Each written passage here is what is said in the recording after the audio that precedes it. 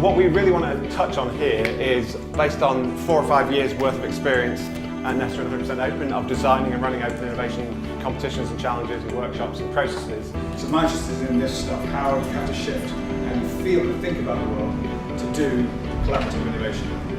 And so I'll be situating some of what we're talking about within a wider context of how society works, how companies work, how hierarchies think, how businesses have been structured based upon what we think the world is like. The people we have in this room come from a real mixture of organisations and locations and places and backgrounds. We've got some extremely large companies represented, we've got some fleet of foot, small innovative startups and smaller businesses. We've got some big government, regional government, kind of smaller public agencies, not-for-profits, socially orientated, creative, technical. I think that we've got a microcosm of kind of UK PLC and beyond that. At Orange, our main challenge is that consumers are using more and more smartphones. Mohammed works for Teach for All and I'm from EON. And the common need that we've both got is that we need to help change people's mindsets. And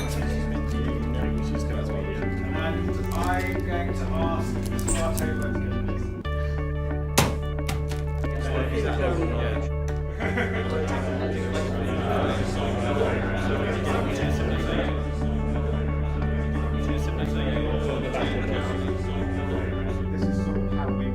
If you actually move your arms around like this, actually kick-starts a breathing response, gets a bit of blood going through and up to your brain a little bit more, and a few seconds of this, and a little bit of low-fat yogurt ice cream, and you might be ready to listen to me.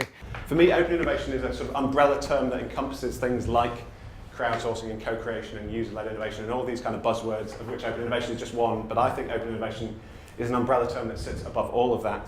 And we define it quite simply as innovating with partners by sharing the risks and the rewards. I love this picture of Lego, this guy opening his chest up in an experience of openness, which sometimes I felt in collaborations, it's kind of a feeling of bearing open. And it's either about building a collaborative community, which we call JAM, or it's about creating a competitive marketplace. As well as the distinction between closed innovation and open innovation, which we've been talking about for the last day, there's also a distinction between what can generally be described as incremental or evolutionary innovation, and there's what often mythically is called disruptive, radical, or breakthrough innovation. Disruptive innovation is not necessarily more technologically advanced. It's often a different recombination of things, or it's essentially a different take. I think the way they're approaching it is giving a workable method for a number of different applications within different organisations. Risk-taking. How responsive are you? How self-organising is the organisation? What kind of resources have you got to throw at a collaborative endeavour? Do you come back after a problem and keep going again?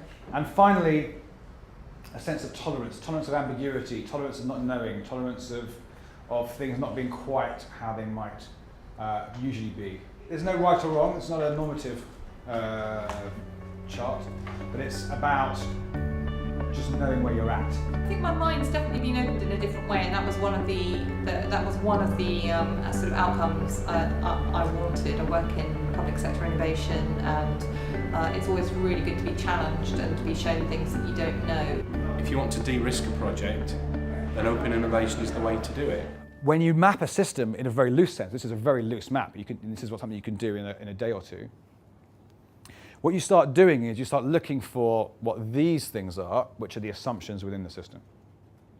And someone said earlier that disruptive innovation is essentially changes the way people do things. And that's to do with assumptions. So if you can actually start to map the assumptions in a system, you can start to systematically look at what would happen if you didn't believe that assumption. I think that's too general. I think it needs to be, I have a need right now, this is what I'm going to do in the next 3 to 6 months. We talked about it a lot with innovation, and particularly this kind of collaborative stuff where the lines of control and safety and trust are often quite confused. I think it's working with people. I mean, the collective brains, it's very exciting, that whole kind of slightly radical way of thinking. How does this change business? How does this change collaboration? How do we get better at achieving what we need to do? So that was the best bit of the session that